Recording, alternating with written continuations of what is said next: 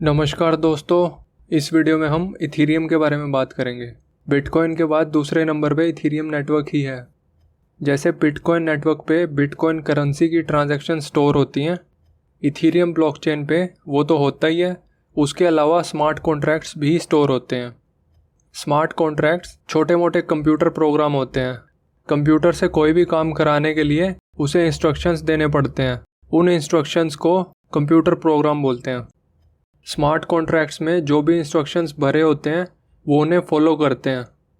होता कैसे है ये? पहले आपने स्मार्ट कॉन्ट्रैक्ट बनाया, यानी एक कंप्यूटर प्रोग्राम बनाया, फिर आप उस स्मार्ट कॉन्ट्रैक्ट को इथीरियम ब्लॉकचेन पे अपलोड कर दोगे एक स्पेसिफिक एड्रेस पे। अब वो स्मार्ट कॉन्ट्रैक्ट उस एड्रेस पे चुपचाप बैठा रहेगा, कुछ नहीं करेगा। स्मार्ट कॉन्ट्रैक्ट को चलाने के लिए या रन करने के लिए आपको उस एड्रेस पे कुछ ईथर भेजने होंगे। ईथर इथीरियम नेटवर्क की करेंसी का नाम है। जैसे ही उस एड्रेस पे ईथर आएगा, स्मार्ट कॉन्ट्रैक्ट एक्टिवेट हो जाएगा और जिस काम के लिए बना है वो कर देगा। ये सिक्का डालने वाली मशीन की तरह है। जैसे ही आप सिक्का डालोगे तो मशीन गाना चला देगी या वेट दिखा देगी या कोल्ड ड्रिंक का कैन बाहर निकाल देगी। जब तक कोई सिक्का नहीं डालेगा कुछ नहीं होगा, मशीन चुपचाप खड़ी रहेगी। कुछ स्मार्ट कॉन्ट्रैक्ट्स के एग्जाम्पल ऐसे हो सकते हैं, जैसे कि गैम्बलिंग का स्मार्ट कॉन्ट्रैक्ट हो सकता है। सब लोग मैच से पहले 100 रुपये अपने एड्रेस से स्मार्ट कॉन्ट्रैक्ट के एड्रेस पे भेजेंगे। स्मार्ट कॉन्ट्रैक्ट इंटरनेट के थ्रू चेक करेगा स्टार स्पोर्ट्स वगैरह पे कि कौन सी टीम जीती मैच। जिस बंदे ने सही सट्टा लगाया, सारा पैसा स्मार्ट कॉन्ट्रैक्ट अपने एड्रेस से उसके एड्रेस में भेज देगा ऑटोमेटिकली। दूसरा, इंश्योरेंस कंपनी का स्मार्ट कॉन्ट्रैक्ट भी हो सकता है। जैसे किसी किसान को फसल बीमा कराना है, किसान अपने एड्रेस से स्मार्ट कॉन्ट्रैक्ट के एड्रेस पे 1000 रुपये भेजेगा और इंश्योरेंस कंपनी अपने एड्रेस से स्मार्ट कॉन्ट्रैक्ट के एड्रेस पे 10,000 रुपये भेजेगी। स्मार्ट कॉन्ट्रैक्ट सारी सर्दियाँ यानी 4 महीने लगातार टेम्परेचर चेक करेगा किसी वेदर की वेबसाइट पे। अगर किसी भी दिन टेम्परेचर 5 डिग्री से कम हुआ तो स्मार्ट कॉन्ट्रैक्ट सारा पैसा किसान के एड्रेस पे भेज देगा, क्योंकि हम मान रहे हैं 5 डिग्री से कम टेम्परेचर पे फसल ख़राब हो जाती है। अगर टेम्परेचर 5 डिग्री से कम नहीं हुआ सारी सर्दियाँ, तो स्मार्ट कॉन्ट्रैक्ट सारा पैसा इंश्योरेंस कंपनी के एड्रेस पे भेज देगा।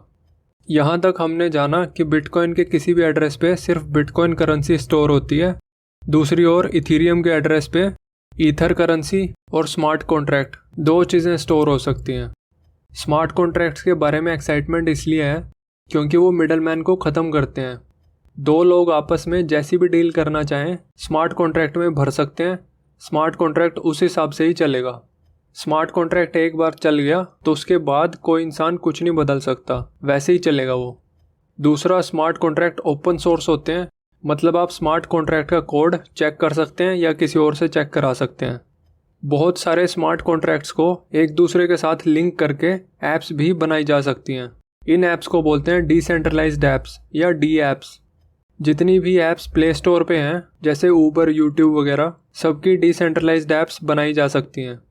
एग्जाम्पल के लिए यूट्यूब की डी ऐप में एक स्मार्ट कॉन्ट्रैक्ट में एडवर्टाइजर्स एड स्लॉट्स के लिए बिडिंग करेंगे और हाईएस्ट बिड वाले को ऐड की स्लॉट मिल जाएगी।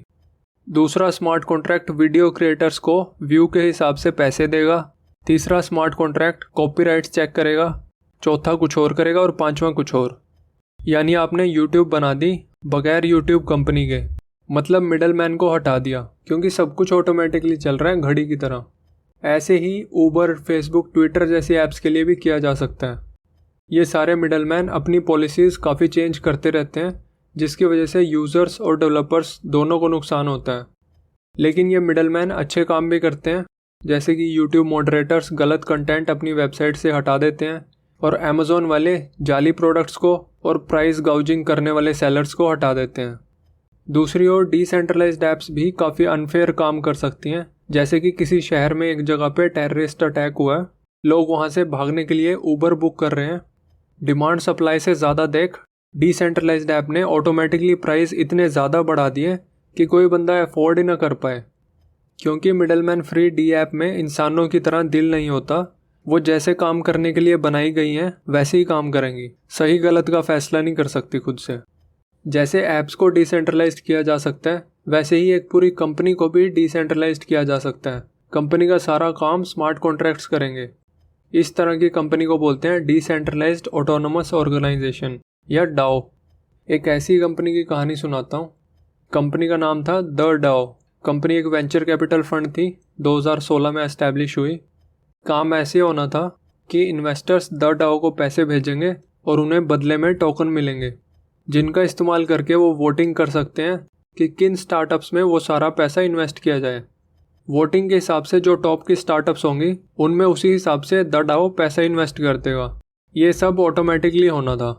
लोगों ने भेजा पैसा द डाओ को, लेकिन द डाओ के स्मार्ट कॉन्ट्रैक्ट्स बग्स से भरे हुए थे। बग्स यानी कुछ प्रॉब्लम्स या लूप होल्स जिनका फ़ायदा उठाया जा सकता है। एक हैकर ने एक बग का फ़ायदा उठाया और 3.6 मिलियन ईथर चोरी कर लिए, जिनकी वैल्यू थी $50 मिलियन। मैं आपको बता दूं कि द डाओ ने वही किया जो वो करने के लिए बना था। अब चोरी होने पे खूब बहस हुई। कुछ लोग कह रहे थे द डाओ ने वही किया जो वो करने के लिए बना था, पैसे गए तो गए, कॉड इज़ लॉ। दूसरी ओर कुछ लोग कह रहे थे ब्लॉकचेन लोगों के लिए बनी है, ना कि लोग ब्लॉकचेन के हिसाब से चलने के लिए बने हैं। क्योंकि ये गलत हुआ तो चोरी का पैसा वापस किया जाए। आखिर में इथीरियम की ब्लॉकचेन को 2 टुकड़ों में फॉर्क कर दिया गया। ज़्यादा लोगों ने पैसा वापस करने के लिए कहा और इथीरियम की ब्लॉकचेन अपडेट करके हैकर वाली ट्रांजैक्शंस को इनवैलिड घोषित कर दिया। तो इथीरियम जो पूरी चौड़ में बोलता था कि वो एक unstoppable, censorship resistant, self sustaining, decentralised world computer है, उसे स्टॉप किया गया, उसकी सेंसरशिप की गई, सिर्फ इसलिए कि कुछ मेल लोगों ने अपना बहुत सारा पैसा एक स्मार्ट कॉन्ट्रैक्ट की वजह से खो दिया था, जिसने उस तरह से ही काम किया जिस तरह से करने के लिए वो बनाया गया था। इससे यही पता चलता है कि जैसे बिटकॉइन सेंट्रलाइज्ड है, वैसे ही इथीरियम भी सेंट्रलाइज्ड है। इथीरियम की सोच तो काफ़ी फॉरवर्ड है। लगता है स्मार्ट कॉन्ट्रैक्ट्स काफ़ी यूज़फुल साबित हो सकते हैं, लेकिन काफ़ी प्रॉब्लम्स भी हैं। स्मार्ट कॉन्ट्रैक्ट्स ना तो स्मार्ट हैं और ना ही कॉन्ट्रैक्ट हैं। स्मार्ट इसलिए नहीं है क्योंकि अगर रियल लाइफ में सिचुएशन ऐसी हुई जो स्मार्ट कॉन्ट्रैक्ट में भरी नहीं हुई तो स्मार्ट कॉन्ट्रैक्ट कुछ नहीं कर सकता। जैसे कि गैम्बलिंग वाले एग्जाम्पल में मैच ही पोस्टपोन हो गया, या कुछ भी ऐसा हो गया जो किसी ने सोचा नहीं था स्मार्ट कॉन्ट्रैक्ट बनाते हुए।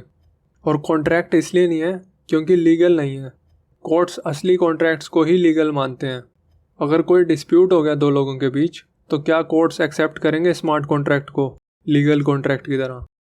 दूसरा, स्मार्ट कॉन्ट्रैक्ट लिखने के लिए सॉलिडिटी लैंग्वेज यूज़ होती है। उस लैंग्वेज में बग्स हैं। फिर स्मार्ट कॉन्ट्रैक्ट बनाते हुए कोडिंग करने वाले की कोडिंग में बग्स हो सकते हैं। जैसे हमने द डाओ में देखा, हैकर इस चीज़ का फ़ायदा उठा के पैसे चोरी कर सकते हैं। तीसरा, कॉन्ट्रैक्ट में सही गलत डिसाइड करने का दिमाग नहीं होता। क्या चीज़ ह्यूमन है क्या नहीं, ये देखे बगैर स्मार्ट कॉन्ट्रैक्ट अपना काम करेगा। चौथा, इथीरियम के कुछ खास बंदों को अगर कोई नुकसान हुआ तो उनके लिए सारे रूल तोड़े जा सकते हैं।